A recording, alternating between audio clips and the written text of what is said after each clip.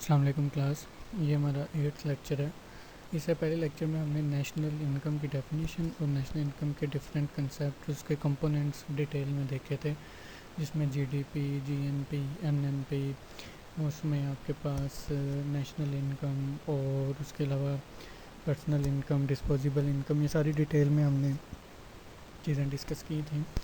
इस क्लास में अब हम देखते हैं कि नेशनल इनकम की जो हमने डेफिनेशन पहले की थी, जो कंसेप्ट हमने पढ़ा था नेशनल इनकम का, उसको हम विद इन 1 ईयर कौन कौन से मेथड्स यूज़ करके मेजर कर सकते हैं। So measuring the national income,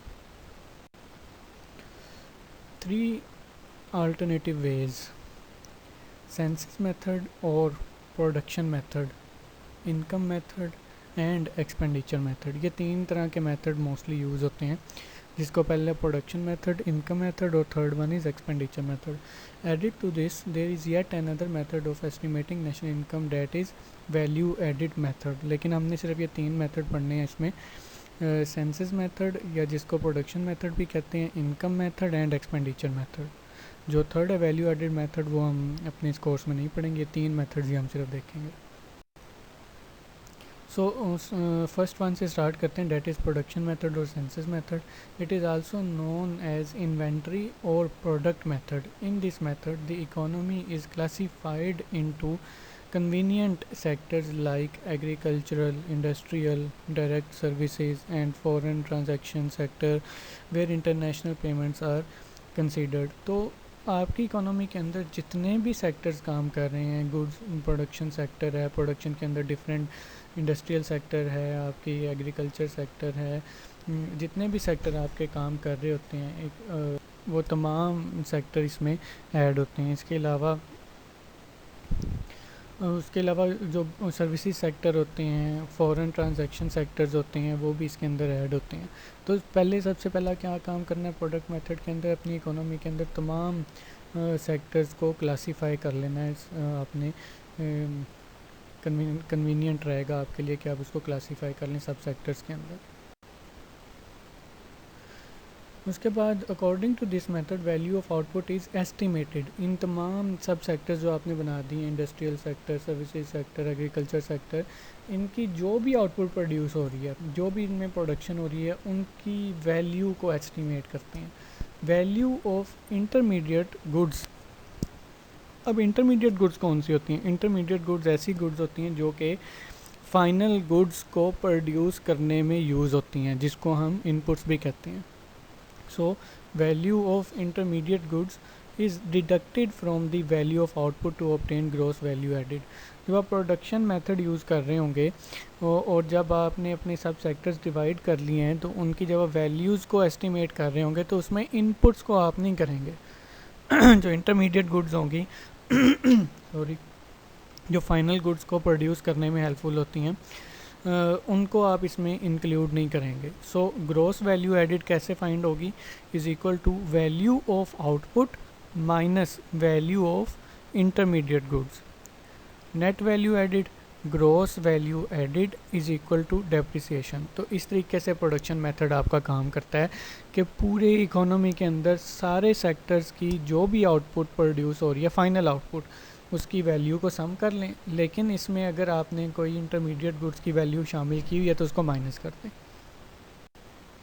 अब हम देखते हैं कि इस प्रोडक्शन मेथड की लिमिटेशंस कौन कौन सी होती हैं। Problem of double counting. पहला मसला ये आ सकता है कि डबल काउंट हो सकता है। जैसे अगर आप कोई एक इंडस्ट्री के अंदर किसी एक प्रोडक्ट की वैल्यू को ऐड कर रहे हैं, तो हो सकता है कि आप उसकी इंटरमीडिएट गुड्स को भी ऐड कर लें, तो वो डबल काउंटेड में आ जाएगा। Unclear distinction between a final and an intermediate good. पता है, कंप्लीट डिस्टिंक्शन, डिफरेंस नहीं पता चलता हमें कि कौन सी चीज़ फाइनल है और कौन सी चीज़ आपकी इंटरमीडिएट गुड है। Not applicable to treasury sector. अब जो ट्रेजरी सेक्टर होता है, इसको थर्ड सेक्टर बोलते हैं, लिस्ट के अंदर जो थर्ड सेक्टर होता है। अब हमने कई दफ़ा ये ऑब्ज़र्व किया होता है कि एक कंपनी जो अपनी फ़ाइनल चीज़ें प्रोड्यूस कर रही होती है, वो उसकी फ़ाइनल चीज़ जो है, फ़ाइनल प्रोडक्ट जो है, वो एज एन इनपुट एक और इंडस्ट्री भी यूज़ कर रही होती है। तो इसमें ये चीज़ अब काउंट नहीं हो पाएगी अगर ये प्रॉब्लम आता है आपका, क्योंकि हमने इसमें इनपुट्स को तो काउंट ही नहीं करना। अब जो एक कंट्री की इनपुट दूसरी की आउटपुट बन रही है तो वो दो कंट्री जो आपका सेक्टर है उसकी तो वैल्यू नहीं ऐड हो पाएगी। So this method is useful only when output can be measured in physical terms. उसके बाद है exclusion of non marketed products, outcome of hobby और सेल्फ कंजम्पशन। अब जैसा कि इसमें आपके पास आप एज अ हॉबी कई चीज़ें आउटपुट प्रोड्यूस करते हैं, सेल्फ कंजम्पशन के लिए कई चीज़ें प्रोड्यूस करते हैं, उनकी वैल्यू इसमें ऐड नहीं हो पाती।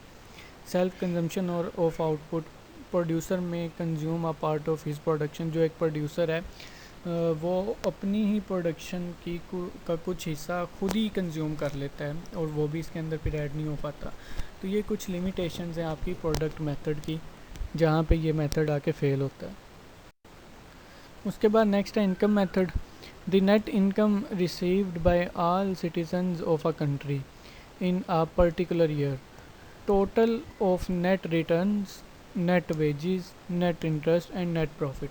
यानी कि इकोनॉमी के अंदर रहने वाले जितने भी लोग हैं, जितने भी सिटीजन्स हैं, वो एक साल के अंदर जो भी इनकम अर्न करते हैं वो उसको ऐड कर लें तो इनकम मेथड बन जाता है। और इसमें कौन कौन सी एग्जांपल आपको दी हैं, जैसे कि total of net return rents, sorry total of net rents, उसके बाद net wages, net interest, net profits, और भी जो जो चीज़ें जो सोर्सेज हैं इनकम को अर्न करने के, वो तमाम इसमें शामिल होंगे। It is the income earned by the factor of production of a country. Process क्या है इसका? Economy is divided on basis of income groups such as wage, salary earners, rent earners, profit earners, ETC. इस तरह का आपने पहले उसको divide कर लेना है लोगों को इनकम ग्रुप के हिसाब से कि कौन वेज सैलरी ले रहा है, कौन रेंट से इनकम अर्न कर रहा है, कौन प्रॉफिट से इनकम अर्न कर रहा है। उसके बाद income of all the groups is added, included income from abroad and undistributed profits. The income earned by foreigners and transfer payments made in the year are subtracted.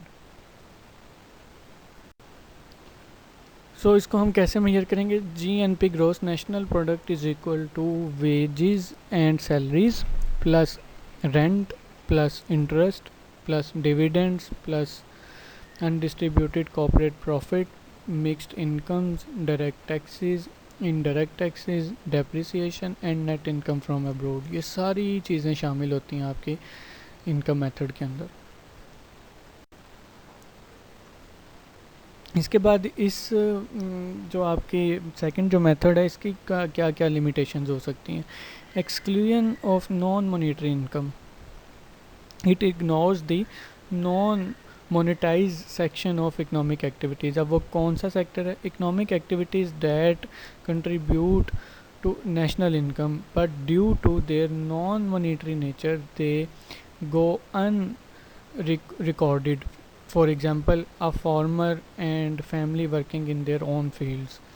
अब जो farmers हैं वो daily अपने खेतों में जाके काम करते हैं, कल्टीवेशन करते हैं, हार्वेस्टिंग करते हैं, और उसकी एज अ वेज वो नहीं ले रहे अपने पास, उसकी कोई अर्निंग नहीं ले रहे, वो एक ही दफ़ा उनके पास प्रॉफिट आता है जब वो अपनी फसल बेचते हैं। तो ये जो सेल्फ वर्कर्स हैं, फैमिली वर्किंग है, ये इसमें इंक्लूड नहीं हो पाती इनकम मेथड में। Exclusion of non marketed services, people undertake a particular activity that are difficult to ascertain in money value like mother services in the family। तो जो नॉन मार्केटेड सर्विसेज होती हैं वो भी इसके अंदर ऐड होने से रह जाती हैं। So the last one is expenditure method. The total expenditure incurred by the society in a particular year is added together to get that year's national income। एक साल के अंदर सोसाइटी के जो भी एक्सपेंडिचर होते हैं, हर चीज़ पे जो एक्सपेंडिचर उन्होंने किए होते हैं, उन सब को एक गैदर कर लिया जाता है एक साल के अंदर, जो कि आपकी नेशनल इनकम का पार्ट होती है। अब इससे कंपोनेंट्स कौन कौन से होते हैं? Components of expenditure, personal consumption expenditure, जो डेली बेसिस पे हम पर्सनली यूज़ करते हैं। Net domestic investment, government expenditure on goods and services and net foreign investments. ये तमाम कंपोनेंट्स जो हैं ये आपके ऐड होते हैं इस मेथड के अंदर। इसकी क्या लिमिटेशंस हैं? इग्नोर्स बार्टर सिस्टम, मतलब अगर कोई पैसों के अलावा कोई तजारत हो रही है, कोई चीज़ों के बदलों में चीज़ें दिए जा रही हैं, एक्सचेंज हो रही हैं चीज़ें, वो इसमें शामिल नहीं हो पाएंगी। इग्नोर्स ऑन कंजम्पशन, जो पर्सनल कंजम जो अपनी प्रोडक्शन करके खुद ही कंज्यूम कर रही हैं वो भी इग्नोर हो जाएगी। इफ़ेक्टेड बाय इन्फ्लेशन एंड, और ये वाला जो तरीका है ये इन्फ्लेशन से भी इफ़ेक्ट होता है। तो ये यहाँ तक जो है आपके ये एग्ज़ाम्स का हिस्सा होगा। तो मज़ीद इसमें जो है वो आप मुझसे मैसेज में पूछ सकते हैं। कोई अगर आप लोगों को डिफ़िकल्टी है कुछ पेपर से रिलेटेड आपने पूछना है तो आप मुझसे पूछ सकते हैं।